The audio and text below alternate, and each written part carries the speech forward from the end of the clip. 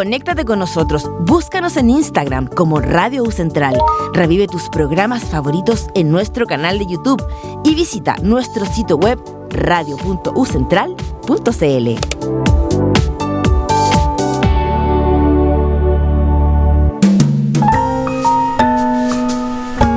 Radio U Central 107.1 FM y radio.ucentral.cl presenta Diálogos Culturales, un espacio donde las expresiones artísticas reflexionan acerca de su rol. Conduce Franco Mucio.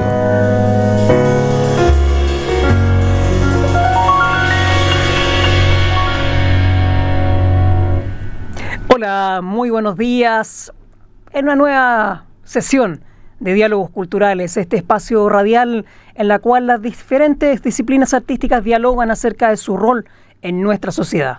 Cuando son las 10 de la mañana con 4 minutos, quiero darle la bienvenida a una amiga de esta casa, una persona con la cual hemos trabajado en alguna instancia de muy buena manera y que hoy en particular venimos a conversar algo muy especial debido a que se cumplen 80 años el día de mañana de la entrega del Premio Nobel a nuestra maestra de la vida, Gabriela Mistral. Así que quiero saludar a Caterina Radinoff, actriz, performer está bien dicho, ¿cierto? Bien dicho. Investigadora de la vida mistraliana, yo me atrevería a decir que de las más mistralianas que tenemos en nuestro país. Bienvenida, Caterina. Gracias, muchas gracias, Franco. Muchas gracias por esta invitación. Creo que es muy importante mantener estos espacios, ¿no? Sobre todo un espacio donde uno puede acercarse y compartir en lo que estás creando para convocar a la gente, porque las obras se hacen para la gente, ¿no? Bueno, eso que dices tú es tremendamente relevante. Normalmente nosotros presentamos actividades culturales en el aula magna y siempre les digo que el primer aplauso del día es para el público, claro, porque finalmente se hicieron parte de, porque participar de eso trata. Cuando tú recibes una propuesta y te haces parte de eso, ya pasa a haber un círculo virtuoso en torno a lo que es la propuesta. Y porque también, Franco, pasa que la obra la completa el que la ve. Correcto. O sea, si no está el público, no hay obra. Correcto. Entonces es un complemento. Bueno, vamos a hablar pronto de eso. Sí, pongámonos en materia. Siempre la primera parte acá nos dedicamos a lo que es la vida del invitado y preguntarte ¿cómo llega el arte a tu vida? ¿Cuándo te acuerdas? A ver, en mi familia no hay nadie que sea artista.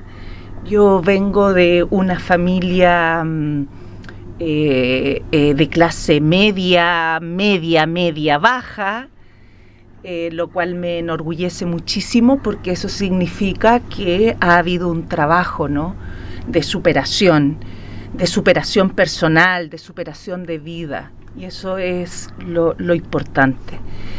Entonces a mí el arte me entra por la danza. Yeah. Cuando niña, yo creo que antes de andar, creo que bailé. Yeah. Y la danza, la música, la danza, estaban ahí siempre muy presentes. Y es curioso porque se dice que los curados y los niños siempre dicen la verdad, manifiestan la verdad. Y en esa manifestación de la verdad, yo siendo muy niña, encontraba en los juegos, por ejemplo, el juego era el festival. Yeah. Y en el festival yo actuaba, cantaba, dirigía, estaba todo ahí. Otro de mis juegos preferidos era la escuela, jugar a la profesora, donde por supuesto yo era la profesora. O sea, todos los roles protagónicos eran los míos, yeah, y los secundarios y públicos eran mis hermanos. Yeah. Entonces creo que ahí había un algo que que lo pude mantener durante toda mi infancia hasta que llegó el momento en que tienes que decidir, ¿no? ¿Qué hacer? Y yo dije, yo voy a dedicarme al arte. No, Caterina, es que ¿cómo vas a hacer eso? Te vas a morir de hambre porque nadie vive del arte, bla, bla, bla, bla, bla, bla. En parte tenían razón, porque es un camino difícil, en el sentido de que cuando no hay un capital cultural es más complejo, porque no es lo mismo hacer una obra con fondos, con capital cultural, a hacerla autogestionada, ¿no? No es igual. Y digo, no es igual no por el resultado, sino que no es igual en la forma de abordar el trayecto de ese trabajo, ¿no? Entonces, en esta búsqueda mía, en este despertar, un día me encuentro, ya más grande, ¿no? Me encuentro llorando y en ese llanto descubro el teatro. Y yo dije, wow, esto que sentí, ¿no? Esto de provocarte un llanto o de provocarte una risa para sentir tus células internas contentas, esto es magia. O sea, esto es una tremenda tecnología, ¿no? Poder reírte y que la risa te saque la pena y alegre tu célula, eso es sanación. Y dije, esto es lo mío. Y no importa cómo vaya a ser el camino, estoy preparada para eso, para caminar senderos con piedras, pero quiero ser feliz. Y quiero hacer cosas con sentido, ¿no? No quiero una carrera tradicional con un trabajo tradicional. O sea, mi trabajo es crear imaginarios. O sea, mira qué locura y qué hermoso también, porque así se construye realidad. ¿A qué edad tenías? ¿De qué edad estamos hablando en esta reflexión? En esta reflexión de los imaginarios ya más grande, ya salía de la universidad, ya viendo cómo funciona el sistema, ya viendo las diferencias, ¿no? Porque somos un país de demasiadas diferencias, abismante, y en todas las regiones, o sea, es parte de nuestra idiosincrasia. Y teniendo como esa reflexión, ya estando en la universidad, a punto de salir, dije, este es mi camino y quiero caminarlo y quiero hacerlo con sentido, ¿no? No porque el mundo, la moda, porque somos muy de moda, indique una cosa, yo cambiar mi rumbo. No, este es mi camino y quiero hacerlo en esta vida material, ¿no? Y de esto han pasado ya varios años, y estoy muy feliz de estar en mi camino, y cada vez que puedo honro mi camino porque lo escogí yo, y lo escogí con conciencia, con sentido, sabiendo lo que era, y me siento, la verdad es que muy, muy contenta, muy orgullosa de mí, porque hay que echarle. No, tú lo planteaste muy bien, el tema de la autogestión en el arte y la cultura es tremendamente complejo. Complejo, desigual, porque hay que decir las cosas como se sienten y como son también, ¿no? Somos un país de mucho pituto. Entonces, si no tienes esa red, tampoco llegas. Entonces, estamos hablando que para insertarte en esos espacios, ¿verdad? donde emerge la cultura, donde emerge el arte, donde se está haciendo, porque el arte se hace también en la calle, la cultura se hace en la feria, en los espacios cotidianos. Entonces, me olvidé para dónde iba, Franco, perdón. Son cosas que pasan, porque de repente hay tanto en la cabeza. Estábamos hablando acerca de lo complejo que lo complejo que es lo autogestionado. Además que aún más complejo, porque tú nombraste algo que es muy bonito cuando uno dice honrar las decisiones que uno toma finalmente y de qué manera lo haces. Claro. Y yo creo que eso también tiene que ver con la segunda patita de la conversación que vamos a tener, porque se mete directamente en lo que es la sociedad. Así que los quiero invitar a que nos vayamos a la primera pausa musical y estamos en breves minutitos más conversando con Caterina nuevamente. Nos vemos en unos minutitos. Niña madre, maestra única y serena, tuyos son los colores, arcángel de luz y fuego santo, hija fantasma, celeste, celestial y madura,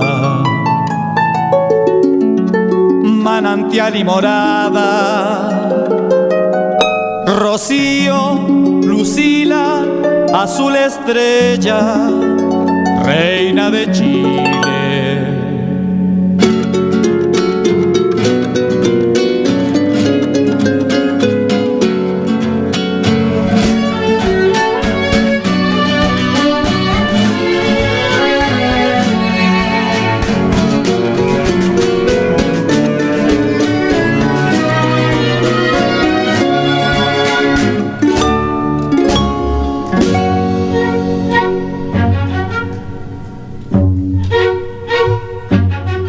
Cuando Dios inventó el paraíso, no se imaginó nunca que los domésticos cataclismos de nuestra amada tierra iban a erosionar el inmemorable Valle del Elqui. Gabriela de los campos bordados, aquí estoy en ti, vengo a verte custodiando tu florido monte grande, vengo a respirar tu memoria, tu alma pura y repartida. Gabriela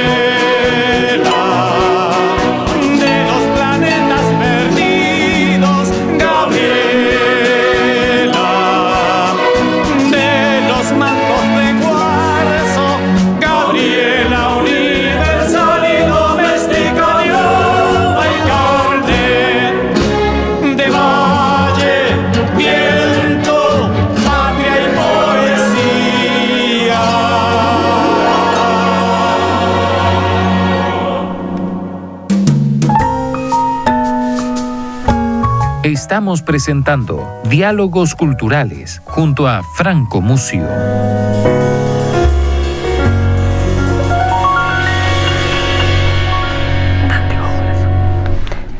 Estamos de vuelta con esta segunda parte de Diálogos Culturales, en la cual conversamos con la destacada actriz y performer Caterina Ratinoff. Estábamos hablando acerca de esta segunda patita que tiene que ver con el rol del arte en la sociedad, y estábamos hablando precisamente de eso. ¿Cómo ves tú este tema del arte en la sociedad, Caterina? ¿Cumplimos con ese objetivo? ¿Vamos camino para allá?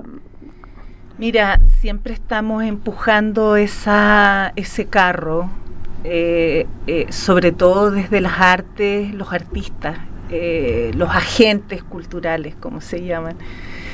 Estamos empujando, pero siempre estamos al debe también, porque estamos claros que el arte, por su capacidad sensible, por su capacidad de integración, ¿verdad? es algo necesario y también tremendamente importante para cualquier sociedad. Ese contacto es importante. ¿Por qué? Primero, porque en ese espacio, ¿verdad?, tú te encuentras con un otro. El arte es encontrarse. El arte es un lugar donde convergen, ¿verdad?, las emociones, la cosa estética, que aunque uno dice, ya, pero ¿y eso de qué sirve? Sirve mucho porque te templa el alma. El cambio, los cambios, las modificaciones son internas, son en las personas. No está afuera, está adentro.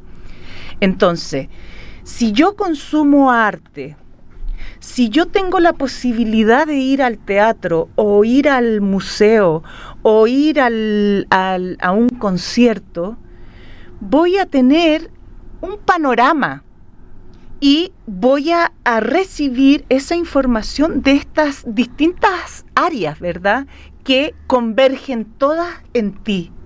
¿De qué manera te ayuda?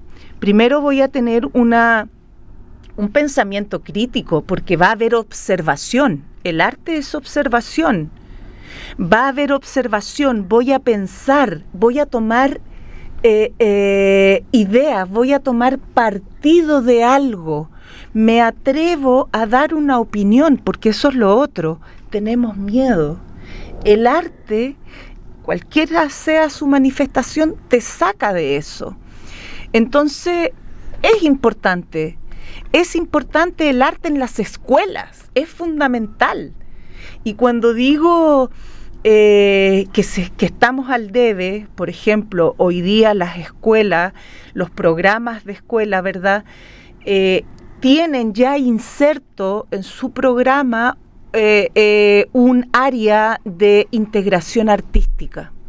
Pero ¿en cuántos colegios? Y ahí estamos al debe. O sea, no alcanza para todos. Entonces, ¿a quién le damos? A los colegios emblemáticos y los otros. Y ahí empezamos de nuevo con las diferencias, que uno tiene más, el otro tiene menos. Cuando es algo que debiera corresponderle a todos. ¿Te fijas? Te decía hace un ratito esto de que el arte crea imaginario.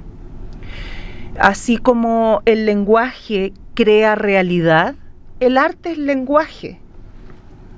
El arte de la danza es el lenguaje del cuerpo. Crea realidad. Me ayuda a ver, a visualizar, a pensar, a sentirme mejor. Entonces es necesario, sí, es necesario.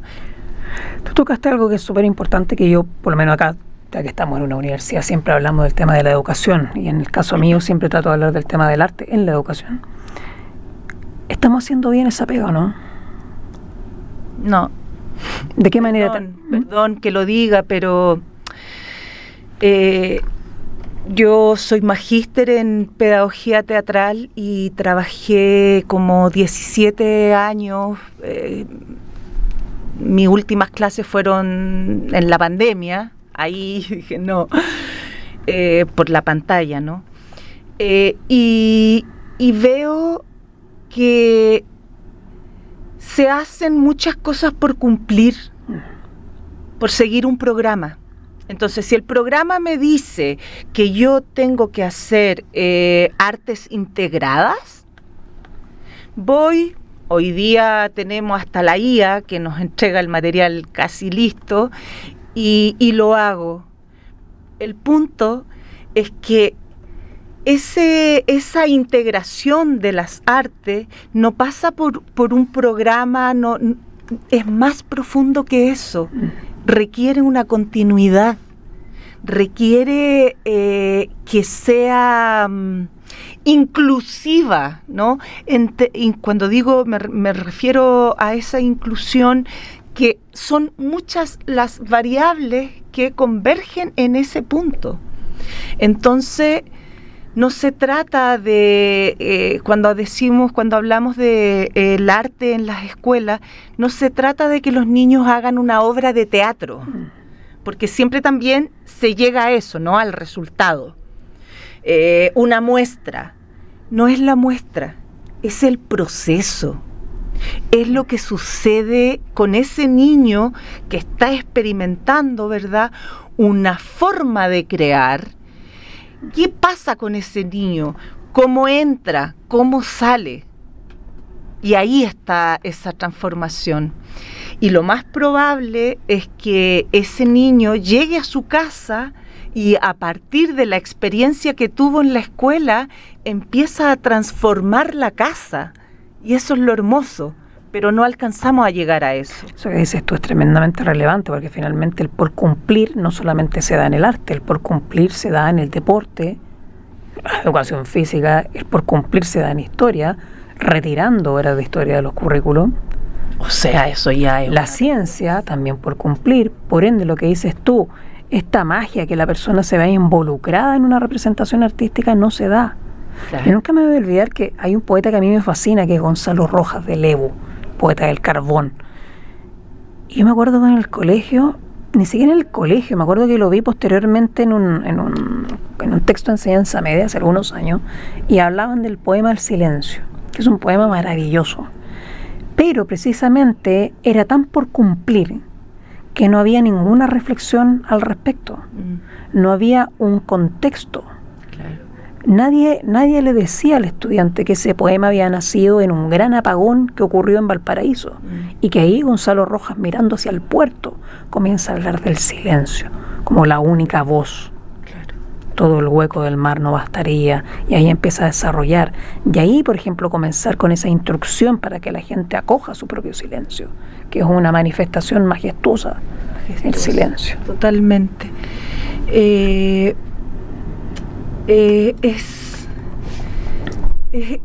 heavy porque yo veo a mis colegas, ¿verdad? Los veo en las escuelas, los veo en los centros culturales, los veo en la calle también, y ahí hay ganas y hay agarre. El punto es que están solos. O sea, ¿por qué si hay un compañero que se ganó un festival y tiene que viajar a Europa a mostrar su obra, ¿por qué tiene que recurrir a las completadas, que todavía es el mismo modo, a la rifa? Porque no tenemos presupuesto. Bueno, imagínate lo que inventaron, pues el crowdfunding, que es una completada virtual. Virtual, exacto. No, y ojo, que también he echado mano a eso, porque no te culpo. Lamentablemente no te queda de otra, ¿no? Y siempre está ahí al debe. Entonces, yo creo que hay mucho que hacer, hay mucho trabajo. Por ejemplo, a propósito de esta apertura que han tenido las artes hoy, ya sea en los programas educativos, lo vemos también en los museos. Si te fijas, hace un par de años atrás, yo creo que 3, no más que eso, 4, a los museos no iba nadie, gringo, extranjero. ¿Por qué?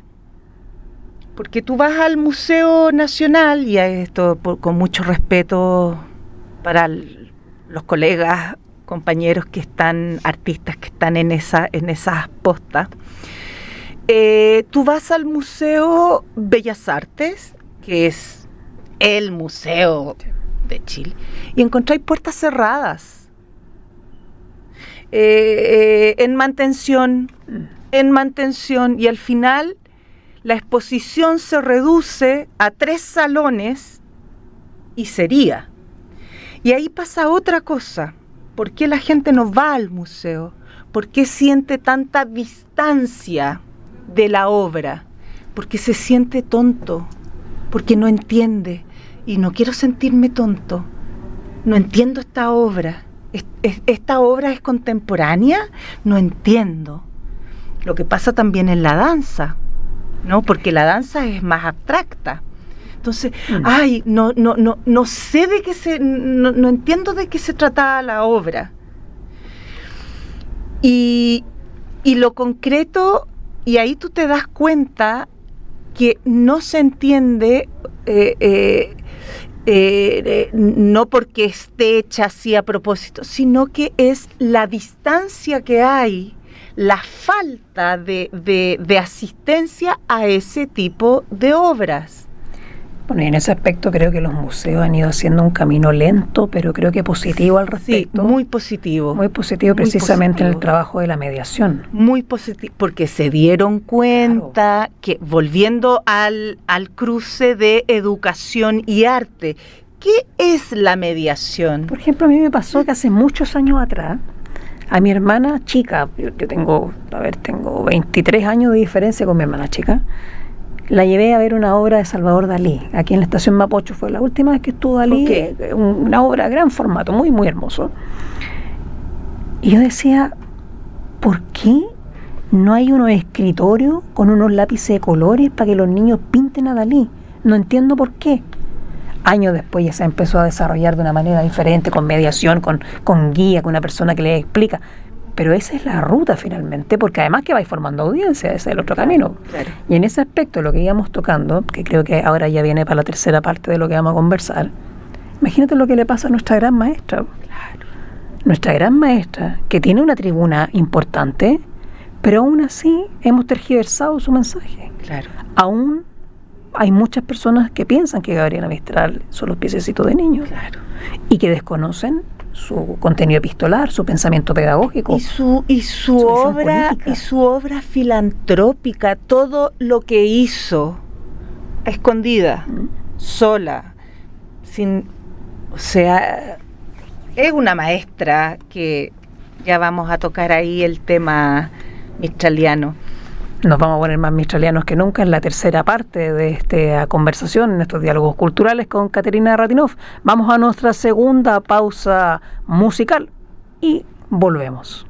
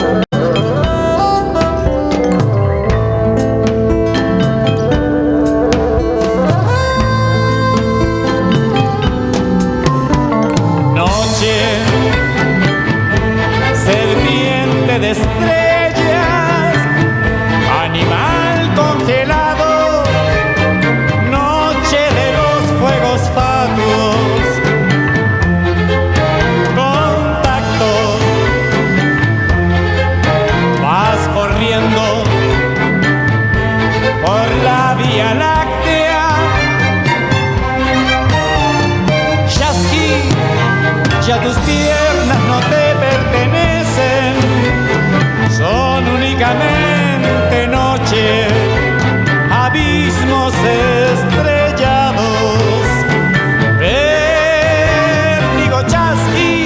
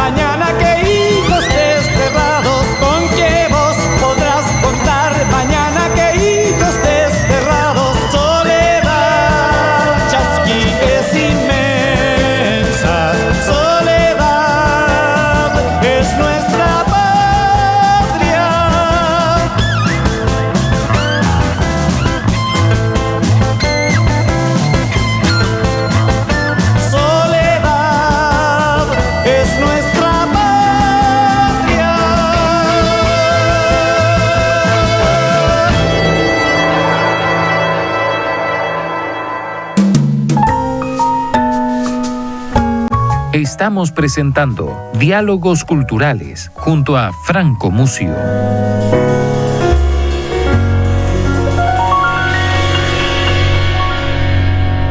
Después de esta segunda pausa comercial, retornamos nuestro diálogo especial hoy día con Caterina Ratinoff, quien nos va a hablar de cómo conoce a Gabriela Mistral, desde cuándo parte a hacer una investigación acerca de ella y de la obra que mañana tenemos, que es precisamente uno de los principales actos que hay para celebrar estos 80 años de la entrega del Nobel. Hermoso. La pregunta del millón, Caterina, ¿desde cuándo Mistral? Este 2025 cumplimos 15 años mistraleando. 15 años en que tomé yo esta posta, ¿verdad?, para difundir la obra mistraliana a través del arte escénico. O sea, esa fue mi estrategia, ¿no? ¿Cómo lo descubriste? Fue un regalo, en realidad, literalmente un regalo. Yo estaba en ese entonces trabajando otro texto de otra mujer, la Margaret Duras, y estaba montando esa obra. Y una amiga, profesora de esta universidad, para mi cumpleaños me trae de regalo el libro, el que escribió Volodia, Secreta y Infinita. Y me dice, mi amiga Isabel me dice, Cata, hay que hacer algo, hay que leer a esta mujer. Y yo empecé a leer. Ay, no podía creer que yo no supiera nada de la Mistral. No podía creer que no se enseñara quién era Gabriela Mistral en la escuela. No podía creer que Chile no hablara de Gabriela Mistral, porque su obra no es piececitos de niños solamente, su obra no son las rondas, su obra es una obra filantrópica. Es una mujer tremenda que cuando yo la descubro a través de este libro, dije, aquí, además que había, se cruzaba otra cosa en ese momento. Yo venía todo el concepto de la industria cultural y nosotros los creadores estábamos un poco presionados y haciendo creación como si fuese una fábrica de salchicha. Y yo dije, yo no quiero esto, o sea, yo quiero hacer una obra y que la obra se mantenga un poco en el tiempo, ¿no? Y fue en ese momento cuando tomo la obra de la Mistral y dije, para mí es un compromiso. Yo, mientras esté en este plano físico, voy a difundir su obra, porque Chile no puede ser tan ignorante con su cultura. O sea, la Mistral es nuestra identidad. La Mistral es identidad. Y ahí empecé. Esto en el 2009. Entonces dije, pero bueno, ¿y cómo lo hago? Estaba sola. ¿Cómo lo hago? Me senté en el computador y empecé a crear la obra, que en realidad no había obra, habían un montón de papeles, pero no había obra, no había ni siquiera una imagen. Y dije, ¿cómo hago?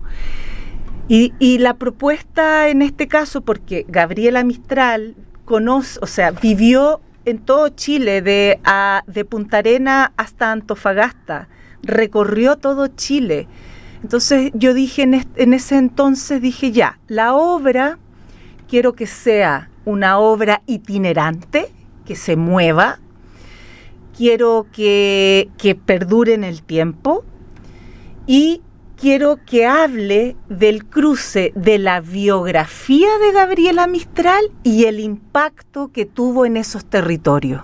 Perfecto. Entonces la obra cruza territorio y biografía. Entonces esto implicaba que yo tenía que ir a los lugares. porque de dónde me nutro, ¿no? En los lugares, ahí está el material. Nombraste algo muy, muy relevante que tiene que ver con el territorio, el impacto geográfico de la obra. Si tuvieras que definir, ¿qué lugar de Chile fue el mayor impacto de Gabriela Mistral? Punta Arenas. Punta Arenas fue increíble. ¿Por qué fue increíble? Pese a de que ella llegó a Punta Arenas muy dolida, ¿no? Porque iba con una pena de amor. Además, siempre iba perseguida, digamos. Ella fue la maestra sin título. ¿Ah? La maestra que no tenía título porque no terminó su proceso de formación por una cosa económica, y eso la perseguía siempre porque habían otras colegas que le echaban cuento: ¿cómo va a estar dando clase? ¿Cómo va a ser directora si no tiene título? Entonces ella llega a Punta Arenas muy dolida, muy triste, y allá se encuentra con una, esto yo lo descubrí haciendo el mapa de Chile, haciéndolo.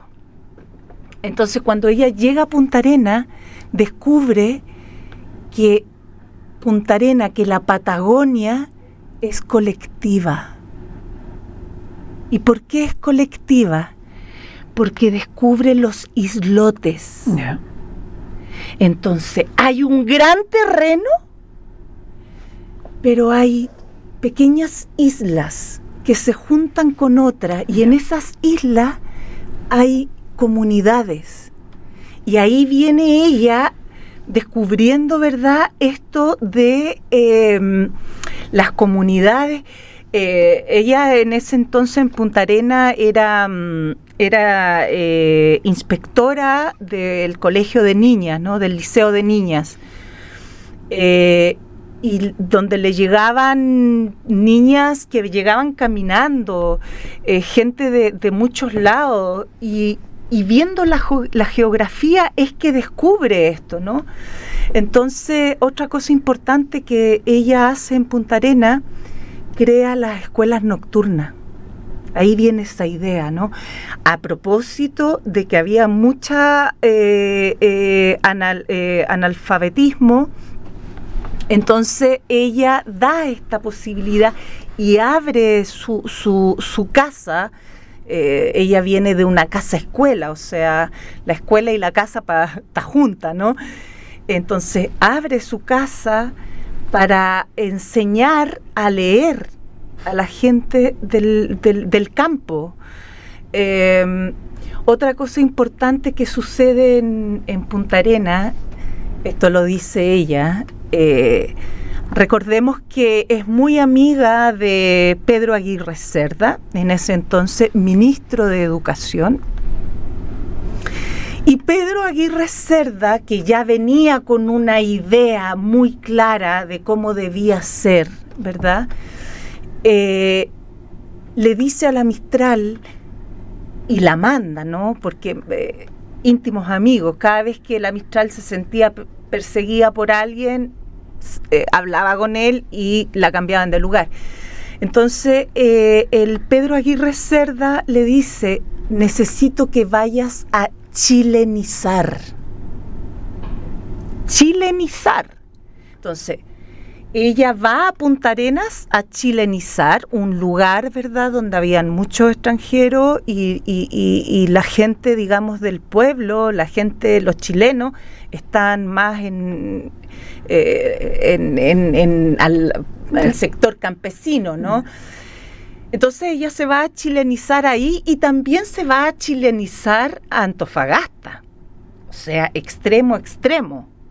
Y en ambos lugares, ¿verdad?, a diferencia del sur, que es comunitario, el norte, Antofagasta, es más individual, es más duro, es más difícil. La gente no te abre la puerta de tu casa y te deja entrar. Entonces ella descubre esto de que está por ahí en algunos letreros. El hombre es a su geografía. El ser humano es a su geografía. Por eso que ella, empecinada, ¿verdad?, en esta relación del ser humano con la naturaleza, con tu naturaleza, con tu espacio. Y esa es una visión muy mistraliana, ¿no?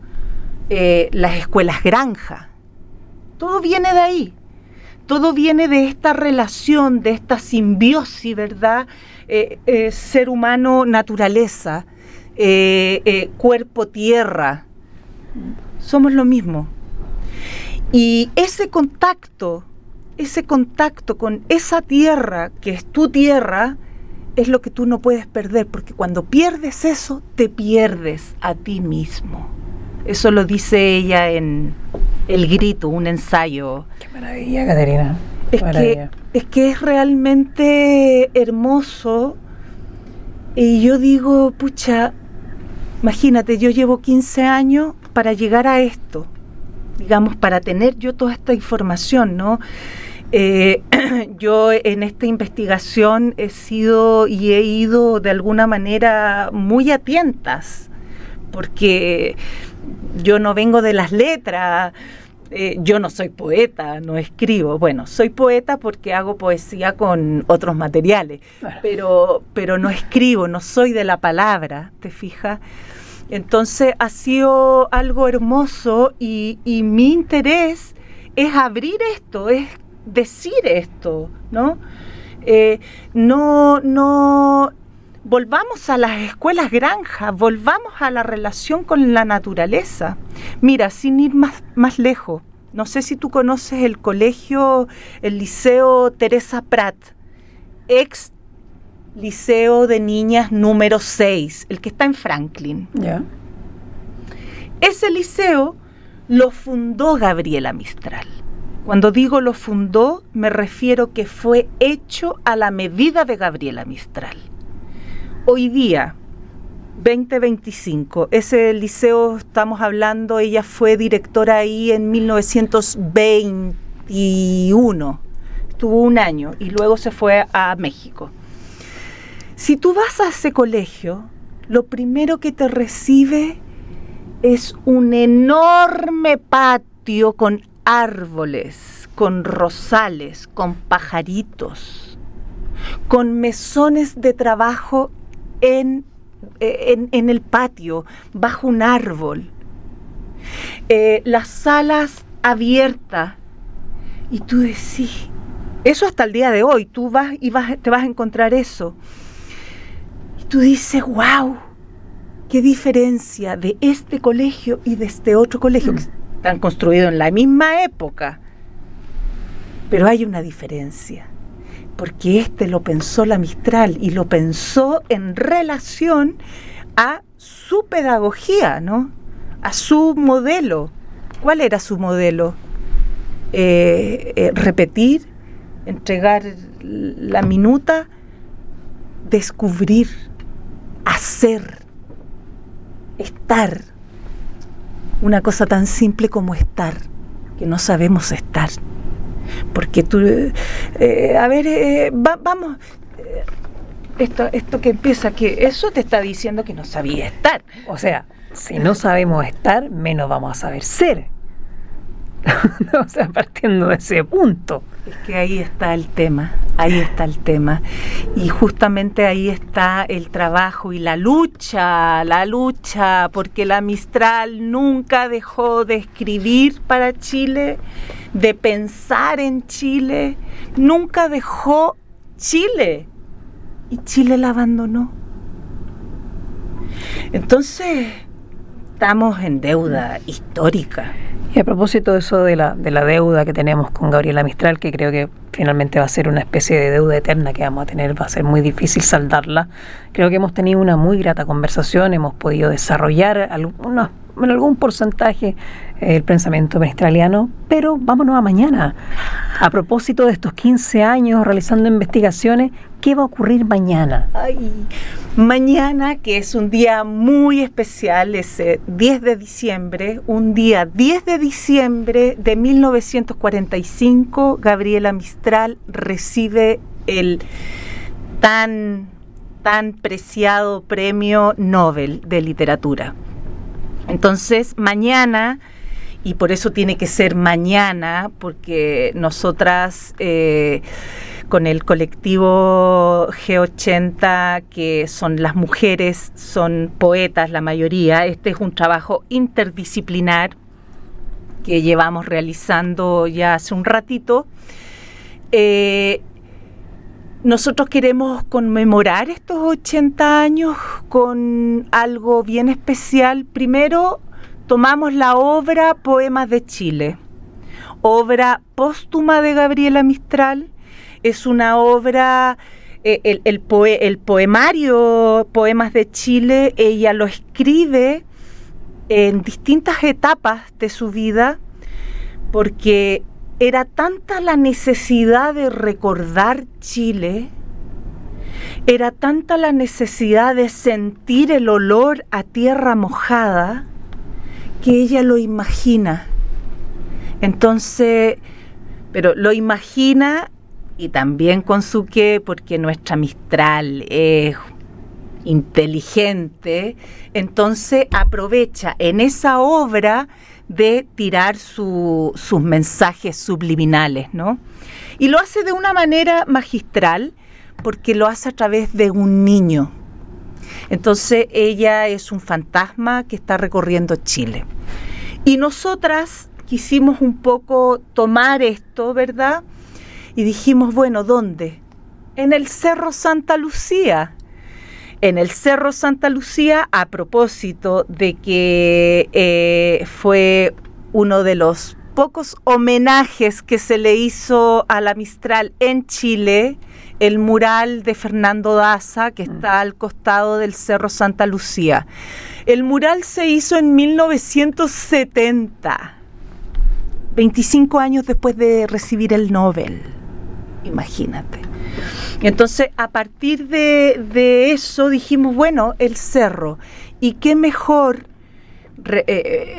relación, ¿verdad?, buscando este cruce de la obra con el hoy, que hacer un recorrido al interior del Cerro Santa Lucía, un recorrido escénico, poético, con el poema de Chile. Maravilloso. Y eso es lo que vamos a hacer. Esto mañana 10 a las 6 de la tarde. La entrada es por la calle Merced, porque hay dos entradas, una que está por Alameda y otra que está por la calle Merced. Claro. A las 6 de la tarde, ahí te vamos a estar recibiendo, dos mistralianas, y tenemos estaciones al interior del cerro, como para ir haciendo este recorrido, y también a propósito de lo que decía Franco de la mediación, porque es un poco una obra mediada, ¿no? Se va contando y explicando al público, porque es público general, y asumo que muchos no saben quién es la Mistral, entonces ahí estamos nosotras para introducirlo. Dura una hora, y a las 6 de la tarde es muy bonito porque va por el sendero del cerro, y con la fresca, rico, estar compartiendo ahí con otros, disfrutando de la naturaleza y de las sorpresas del arte, ¿no? No, muy lindo, aparte el entorno, el Cerro Santa. Deberíamos ponerle Cerro Santa Lucila. Sí, yo no sé por qué no hicieron eso. No sé por qué no hicieron, si está tan cerca, ¿verdad? Efectivamente, estamos solamente a una L de distancia. ¿Por qué? ¿Por qué no? Te quiero agradecer mucho, Caterina, que hayas estado con nosotros en este espacio de diálogos culturales. Te deseo lo mejor para mañana, que tengan una, no sé cómo llamarla, una performance.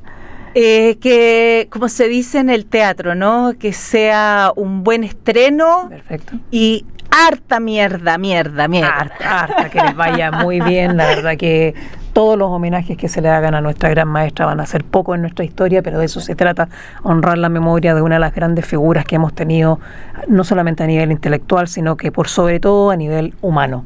Esto fue una nueva sesión de Diálogos Culturales. Nos vemos en una próxima oportunidad donde conversemos acerca del rol del arte en nuestra sociedad. Muchísimas gracias por haber estado con nosotros y gracias a los muchachos por hacer posible esta emisión. Que estén muy bien. Chau, chau.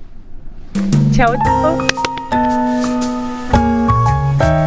En Radio U Central 107.1 FM y radio.ucentral.cl hemos presentado Diálogos Culturales, un espacio donde las expresiones artísticas reflexionan acerca de su rol. Nos encontramos en una próxima ocasión.